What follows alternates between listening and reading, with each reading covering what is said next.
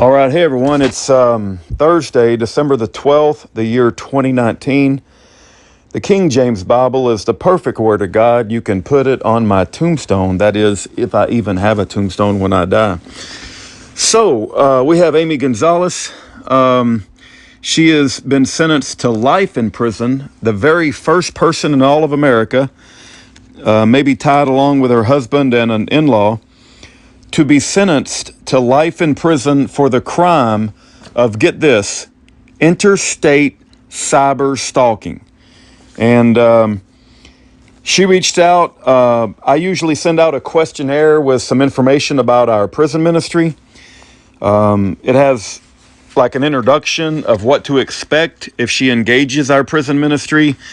And there's some questions as well as information that I want her to know about.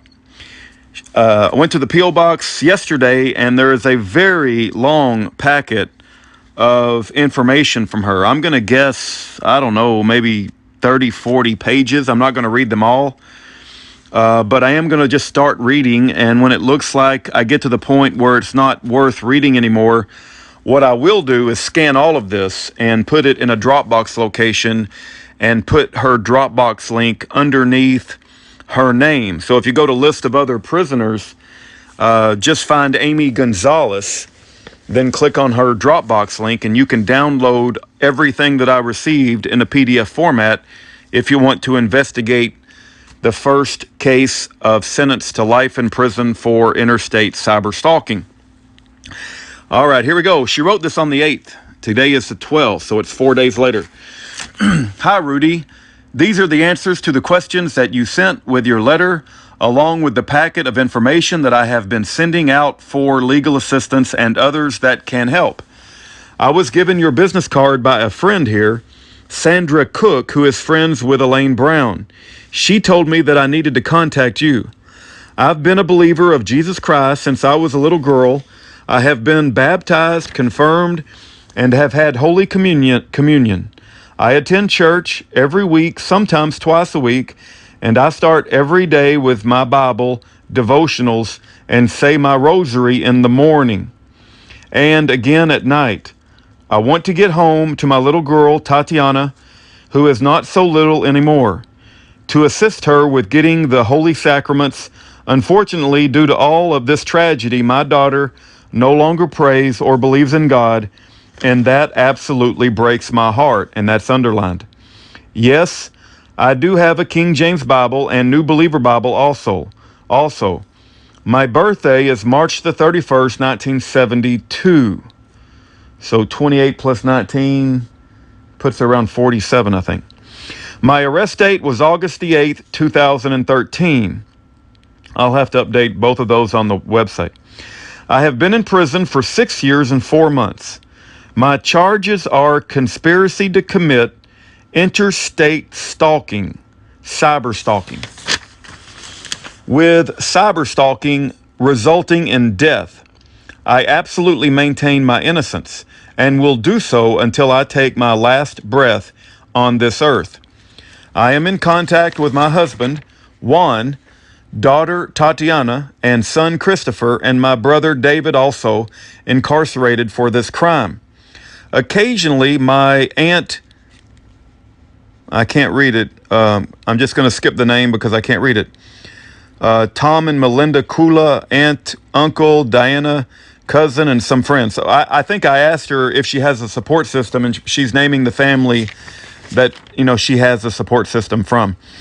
People have never heard my side of this story because we were told by our lawyers and trial not to testify. We were also told not to do media interviews, even though media was contacting us until after the appeal process, so it wouldn't prejudice our case. Now let me say this. I just got to interject. Steve Stockman was given the same advice by his lawyers, and they told him, don't talk about your case, don't testify, don't say anything, and he got sentenced to 10 years in prison. The lawyers always say stuff like that. Okay, my voice can be heard now because I am ready for the world to hear not the government's twisted version of their theory.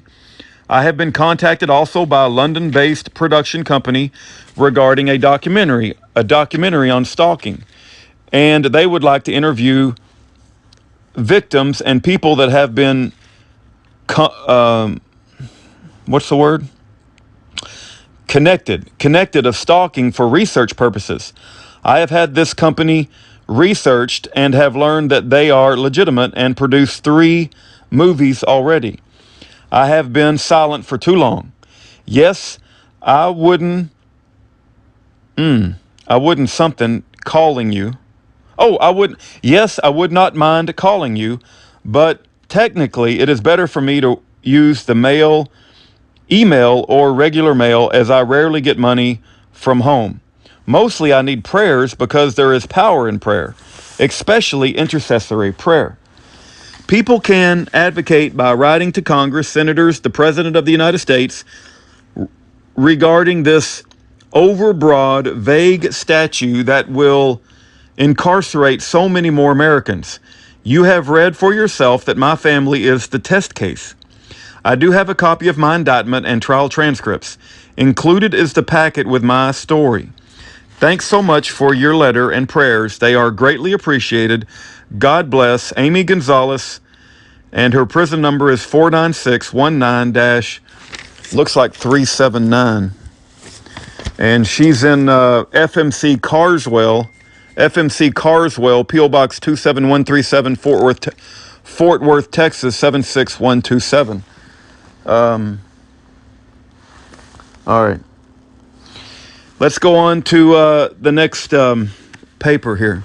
Like I said, this is it's a big packet of stuff. What has happened that I know I deserve your help? Okay, and then she left a little post-it note on this, and I'm going to read these little post-it notes. There's 2 of them. I'm going to read the first one. Rudy, I'm not sure about my ex-sister-in-law's family being on the jury or alternate. I know she testified for the prosecution. I thought she was on the jury, but David, my brother, doesn't think so. The Jennifer Pugliese plea offer, my lawyer never responded to my asking the question if there was an offer or not. Okay, that's the post-it note number 1. Post-it note number 2 says, I finally received 22 volumes of 600 to 800 pages of appendixes. 800 pages, wow. Transcripts included on 9/27/19, CD from my lawyer on 10/24/19. These first 4 pages was my plea. One of the lawyer told me to write why I feel I deserve pro bono assistance out of all the thousands of requests they receive. Okay.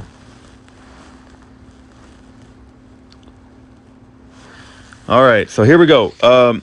She writes a question at the top of the page. What has happened that I know I deserve your help? So I think she's writing this to all the pro bono attorneys. I was given a life sentence. You know, I almost read that LITE. That would have been like the opposite, right? You got to be very careful. I was given not a light, but a life, LIFE, life sentence. And I am innocent. Due to the significance of these experts to this case, I asked my trial attorney for a brain tumor expert as well as a child abuse expert for rebuttal to the prosecution expert's testimony. We never had rebuttal defense experts. My ex-sister-in-law's family member was on the jury that convicted us, ex-sister-in-law number 1. I was told by my brother that in the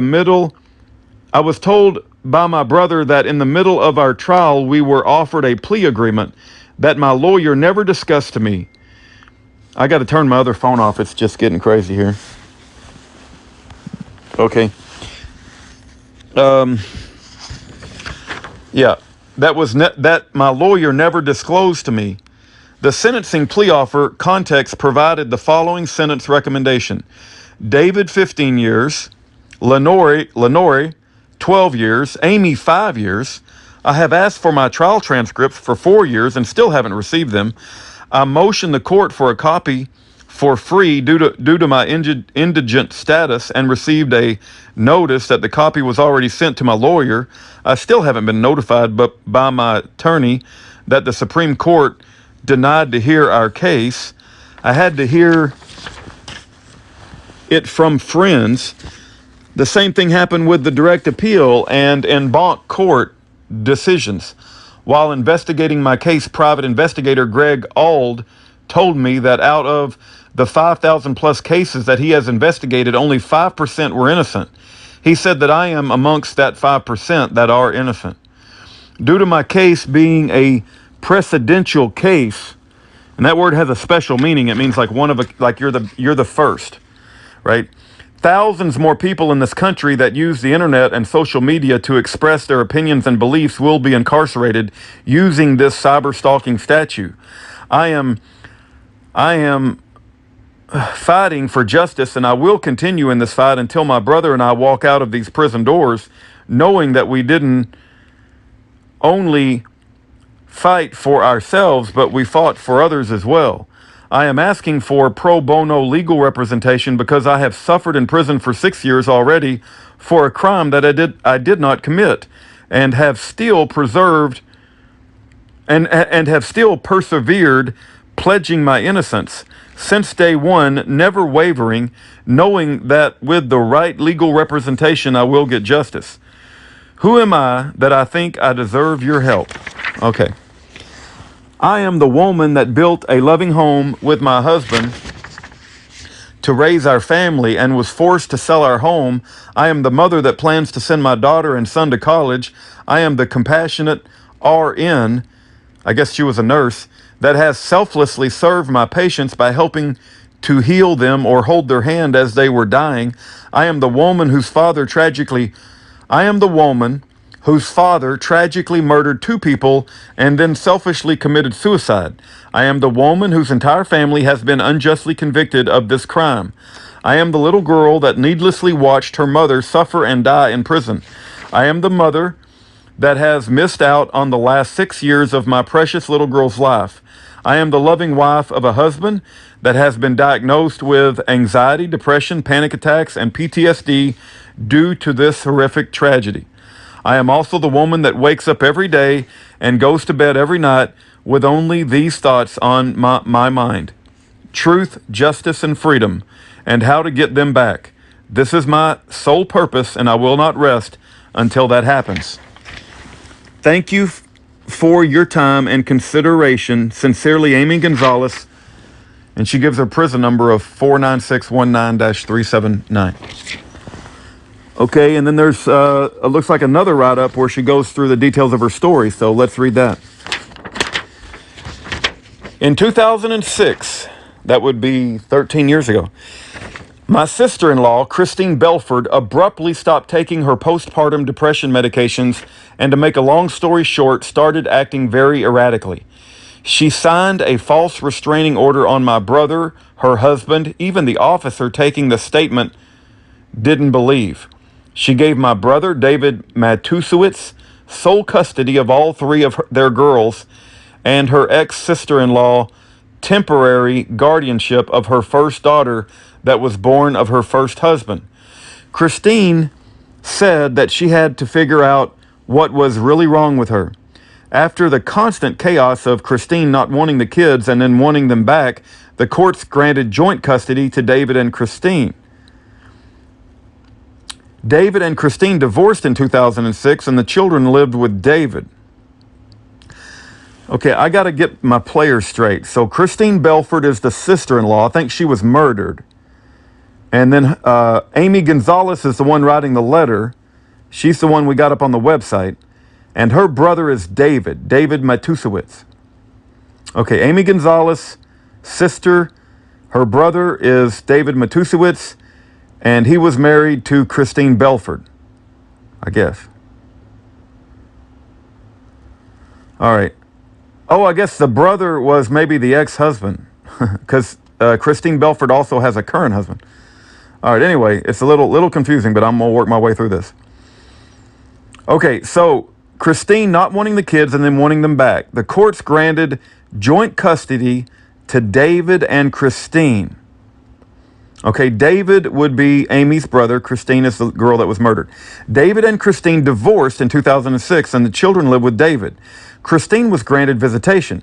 Due to the suspicions of abuse of the children in Christine's presence, David's lawyer hired a private investigator to follow Christine when the children were with her. The private investigator recorded a video of Christine dragging her autistic daughter by the arm across the road 7 times. The children would cry. They didn't want to go with their mother. I have an audio recording of the children crying when their mother would come to pick them up because we did not trust Christine and always had 2 adults present, with one of us wearing a recording device for the exchange of the children. That would be interesting to see if the video of Christine Belford dragging the children is still on the internet. But anyway, as you can only imagine, life was very chaotic for our family at this time as we were trying to find out what was going on with Christine. Helped David raise 3 little girls, 4 years old and under, one which was just diagnosed with autism. Helped David run his optometric practice and his home. I guess he's an eyeglass guy. While I had just given birth to my first child and was 1 month old, when David's wife abruptly stopped taking her medications. Then my mother and I discovered that my oldest niece was exhibiting signs of possible sexual abuse. The thing I regret about this is not going to the authorities or DYFS at the time with my suspicions. Now, I don't know what DYFS is. I can only guess it's... Family Services. Oh, it's... Do you know what DY stands for? Department of something Family Services, my wife says. That's interesting. Yeah, okay. Probably like CPS, Child Protective Services. In 2007, my brother David and our mother Lenore left the country with the 3 girls. In 2009, after 19 months, they were captured, and David served 4 years for international parental kidnapping, while Lenore served 18 months for endangering the welfare of a child. The children were returned to Christine. My father, Tom Matusewicz, and I attempted to go through the courts to obtain visitation with the girls since we didn't trust Christine. While David was still incarcerated, my family was reaching out to people to try to get help for my sister-in-law, Christine, who we believe was suffering from mental health issues. Get my nieces safe from abuse, get David's parental rights back since Christine pushed to have them terminated due to his felony conviction, even though she said he was a good father. My family got involved with Unite for Justice, a national organization that encouraged us to put our story on the internet to reach out to people for help for Christine, the girls, and David. I had the video of Christine dragging my autistic niece across the road, along with polygraphs of my mother and I regarding our beliefs of sexual abuse of my oldest niece, put on YouTube in hopes to get help for Christine, the girls, and David. In 2012, David was released from prison. He was still required to pay $2,000 per month in child support, even though he was no longer an optometrist. He was a waiter. Due to the mediation to reduce child support ending without any agreement, David was scheduled for a court appearance on February 11, 2013 in Delaware. Oh, I bet it's Delaware, and then I don't know what the Y stands for, but it's probably Delaware Family Services. My father, Thomas Matusewicz, who suffered from a left frontal lobe meningioma brain tumor, shot and killed my ex-sister-in-law Christine and her friend, and then shot and killed himself at the Delaware courthouse on February 11, 2013. My mother, Lenore Matusewicz, brother David, and myself were all arrested and convicted of cyberstalking, resulting in the death and conspiracy.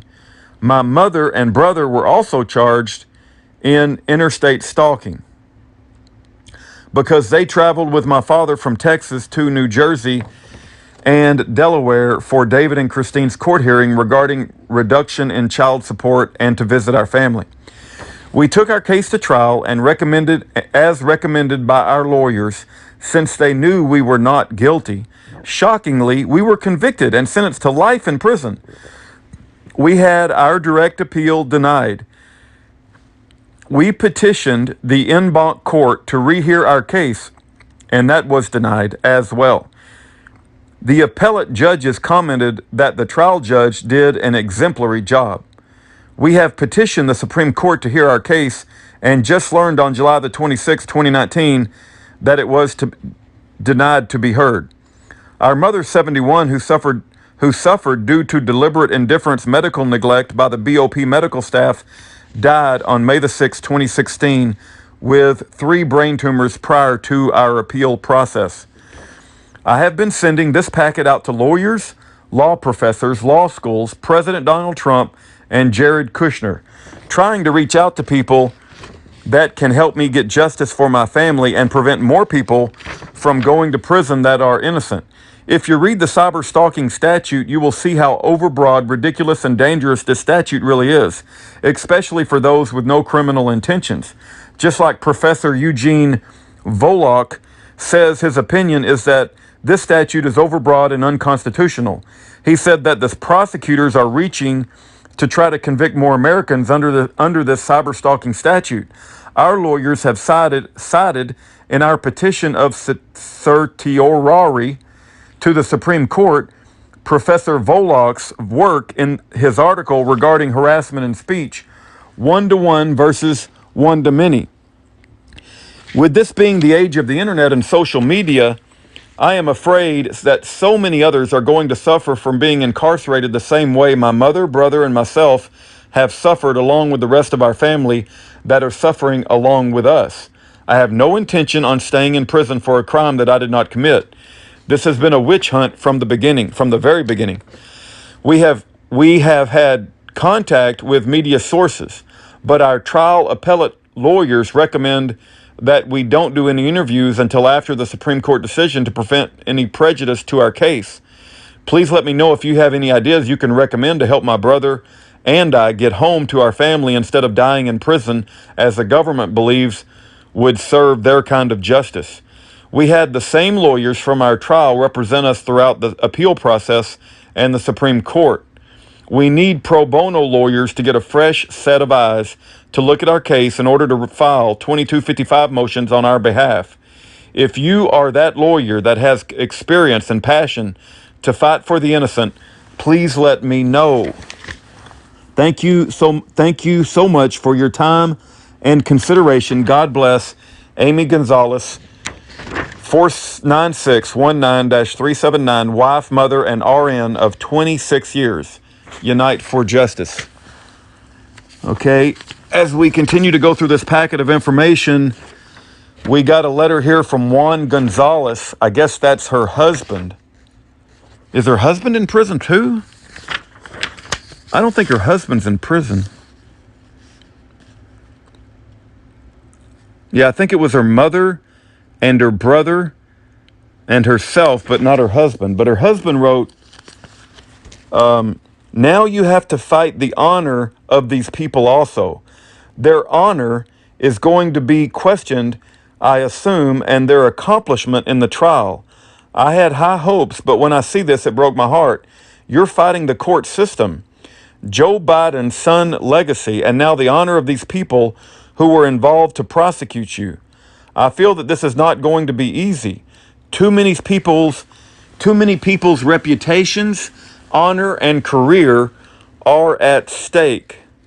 Delaware Public Media, live from here with Chris Stahl. And then it goes on to say the U.S. Department of Justice has honored the trial team which prosecuted the country's first cyber stalking resulting in death case, which happened here in Delaware. You know, let me say this. When they put Schaefer Cox in jail and gave him 26 years, the prosecution went with the attorney general at the time, and they gave him an honor. They honored the prosecution for convicting Schaefer Cox. It reminds me of what they've done to Amy Gonzalez. Let me just continue to read. The team, led by U.S. Attorney Office for District of Delaware, earned the Justice Department's Director's Award for Superior Performance. That means they probably got a $25,000 bonus, by the way. Let me say that again in case you didn't hear that. Did you know that bribery has been legalized in federal code, and that more than likely her prosecutors got a $25,000 bonus? for prosecuting the country's first cyber-stalking resulting in death case. The case stemmed from a 2013 Newcastle County courthouse shooting where Thomas Matusiewicz killed his former daughter-in-law, Christine Belford, and her friend before taking his own life. The subsequent investigation uncovered evidence that Matusiewicz and members of his family engaged in a 3-year stalking campaign designed to psychologically torture and intimidate Belford.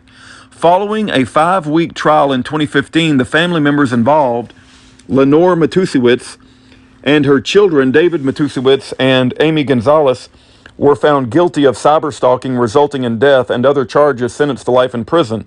Delaware U.S. Attorney David Weiss calls it a significant case. Anytime you experience violence of that nature in a public setting, I think it's important that people want to be assured that those places, which are critical places for societal functions, are safe places to go. Weiss went on to say that his office has a commitment to prosecute these types of cyber terror cases. And unfortunately, the internet, social media, there is a lot of good that comes with it, but it also can be used as an instrument for evil, as it was in this case. And unfortunately, we're seeing more and more of that these days. The team included 5 members of Delaware U.S. Attorney's Office, along with investigators from the FBI and Delaware State Police. It was one of 10 teams honored this year. In the photo, the prosecution team honors from top to bottom Sean A. Weed, Criminal Chief, USAO, Millard Greer. I'm reading these names for a reason. Normally I'd skip stuff like this, but I want their names to be on the record. Millard Greer, Lieutenant, Delaware State Police. It's almost a for sure thing that these guys got money. Joseph P. Gordon, Supervisory Senior Resident Agent, FBI. Oh my, when I just read the letters FBI, man, I chuckle because the flames of hell are being turned up.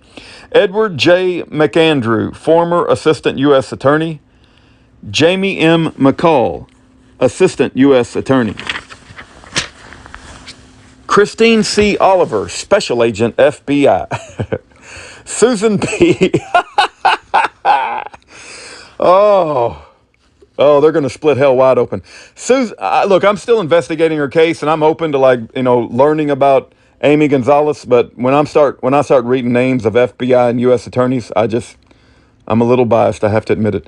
Susan P. Alfrey, Victim Witness Coordinator. Sherry Kaminsky, Legal Assistant. Barbara Lotharp, Litigation Support Specialist. All right. Well, anyway, let's keep going through this and see if there's anything else worth reading. She leaves a little Post-it note on here, and she says, "This is another plea for help as we are getting ready to petition the Supreme Court to hear our case." All right, well, let's read what this says. Have you or any of your family or friends ever been accused of committing a crime you did not commit? Well, I have, and I am fighting with my last breath to correct this horrific injustice. My little girl is being raised without a mother by my wonderful husband, and I am so desperately trying to get justice and return to my family where my brother and I belong. My name is Amy Gonzalez, and my brother David Matusiewicz, after taking our case to trial, are currently serving life sentences for exercising our freedoms of speech rights. The charges are cyberstalking, resulting in death, and conspiracy. Our mother, Lenore Matusiewicz, passed away during her incarceration with these same charges and sentenced. She and my brother were also charged with interstate stalking. On September the 7th, 2018, our direct appeal was denied. On February the 7th, 2019, our en banc court petition for a rehearing was denied. The attorneys representing my brother and I both know we are innocent and are doing their best to help us. Both are court appointed. The next step we are taking is to the Supreme Court. Counsel, our case is precedential, and if the wrong ruling is handed down, not only will I, my brother, and our family be affected, all Americans will be as well. Every American has the potential to have their First Amendment rights taken away. This privilege will be stripped from all of us, and this is not something our forefathers would have ever dreamed of happening.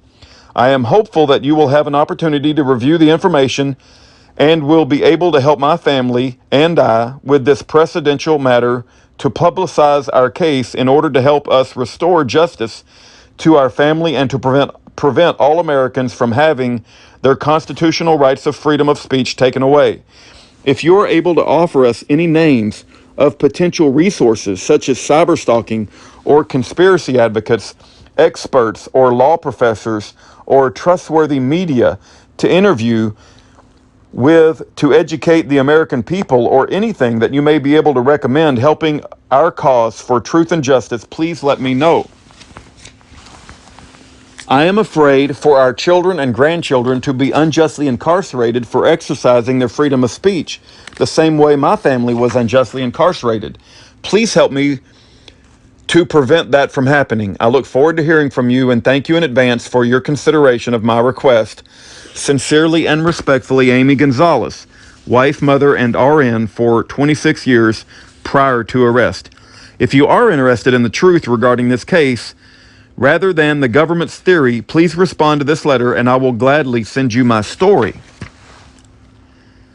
Okay, and then we got another piece of paper. I don't know what this is going to be, but let's just start reading it and see what it says. Have you sent an email lately, answered an email, used Facebook or any other form of social media, or for that matter, USPS? If so, please continue to read further, and you will see why this precedential case, if not reversed, could possibly affect every American. Freedom of speech, maybe or maybe not. Cyberstalking. Do you know what this really is? That's what I thought. Not many people do. Believe it or not, freedom of speech and cyberstalking mirror each other, and people do not have a clue. Let me introduce myself. Hi, my name is Amy Gonzalez. My case number is 13-CR-83. My case is precedential, and if not reversed, will affect every man, woman, or child walking on American soil. This is how cyberstalking, a very serious matter, when flagrantly used and abused, can affect an entire family. Freedom of speech. Please refer to the United States of America Constitution. Cyberstalking, according to the amended statute of 2013, says, okay, this is a definition of cyberstalking. Whoever, 1, travels in interstate of foreign commerce or within the special maritime and territorial jurisdiction of the United States, or enters or leaves Indian country with the intent to kill, injure, harass, or place under surveillance with intent to kill, injure, harass, or intimidate another person, and in the course of, as a result of such travel, places that person in reasonable fear of the death of, or serious bodily injury to, or causes substantial emotional distress to that person, statute included. How many of you right now are realizing that this dangerous statute will imprison so many Americans just for exercising what is supposed to be freedom of speech? The precedential status of this case means that all Americans are subject to being arrested using this overbroad statute. The prosecutors and government used my family to set the bar to have more people convicted. The government pursued convicting my brother, my mother, and myself because they couldn't convict my father after shooting and killing my ex-sister-in-law, Christine Belford, her friend, Laura Mulford, and then shooting and killing himself in the Delaware courthouse. I had a video showing abuse uploaded onto YouTube, along with 2 polygraphs to show our beliefs of physical and sexual abuse. I attempted to contact 3 forensic psychologists and the media seeking help to try to keep 3 little girls safe from a mentally unstable, abusive mother after complaining to several people that didn't take our complaints seriously, such as the Children's Guardian, Ad Litem, and DYFS. I am sitting in prison with a life sentence for loving my nieces enough to want them to be safe. Okay. Stalking. Okay, this is please read very carefully. This is a definition of stalking. It's section 2261A. Whoever, 1, travels in interstate or foreign commerce or is present within the special maritime and territorial jurisdiction of the United States, or enters or leaves Indian country with the intent to kill, injure, harass, intimidate, or place under surveillance with intent to kill, injure, harass, or intimidate another person, and in the course of or as a result of such travel or presence engages in conduct that A, places that person in reasonable fear of the death or serious bodily injury to that person, 2, an immediate family member as defined in section blah, blah, blah of that person. 3, a spouse or intimate partner of that person. Or 4, the pet, service animal, emotional support animal, or horse of that person. you better not threaten their horse or make their horse feel intimidated. Causes, attempts to cause, or would reasonably expected to cause substantial emotional distress to a person described in clauses 1, 2, 3 of subparagraph A. So if you just cause somebody emotional distress, you have stalked them. With the intent, okay, then the second part, with the intent to kill, injure, harass, intimidate, or place under surveillance, with intent to kill, injure, harass, or intimidate another person, uses the mail, any interactive computer service, or electronic communication service, or electronic communication system of interstate commerce, or any other facility of interstate or foreign commerce to engage in a course of conduct that A, places the person in reasonable fear of the death or of serious bodily injury to a person, a pet, a service animal, or emotional support animal, or a horse, described in clause 1, 2, 3, 4 of paragraph 1A. Or B, causes, attempts to cause, or would reasonably expected to cause substantial emotional distress to a person described in 1, 2, 3 or of paragraph 1A, shall be punished as provided in section 2261B of this title, 18 U.S.C.S. 2261B. Well, you can't say anything that might harass or cause somebody emotional distress. And dang sure don't upset their horse. Would they call that a snowflake law? Yeah, I guess this is a snowflake law. My wife's in the background. We also have legal definitions of interstate stalking. I'm not going to read the whole thing. More definitions of stalking. Wow, don't cause anybody emotional distress or even their pets. Well, I got a lot of people that I could charge with that. Yeah, I think so. People stalk us every day. People stalk us every day. Do I get to claim like interstate stalking? Rudy, this is a petition for extension to file a writ of certiorari with the Supreme Court with our issue. Supreme Court denied hearing our case. All right, this looks like some sort of legal document.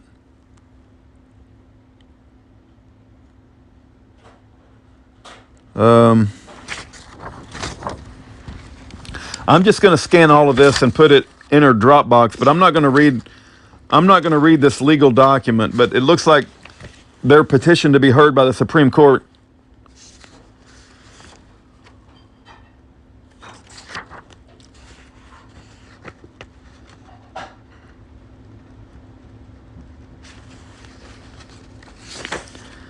Okay, this is just more legal. Okay, here, looks. This might be interesting. Hold on. No, I think. Oh,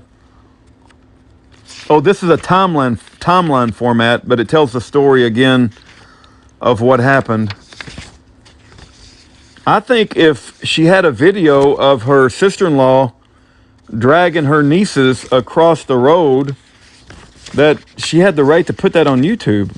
They got the wrong people in jail. They got the wrong people in jail.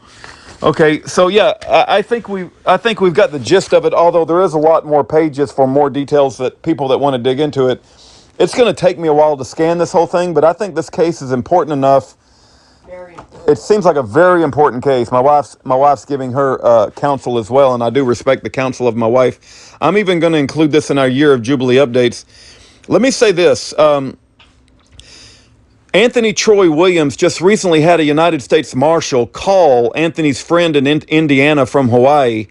And I believe what he was doing is he was warning inappropriately and illegally, actually. But what he was doing, he was warning Anthony's friend, if you continue to post information about the judge and the prosecutor on the internet, you will be charged with obstruction of justice and interstate cyberstalking if anything happens to them.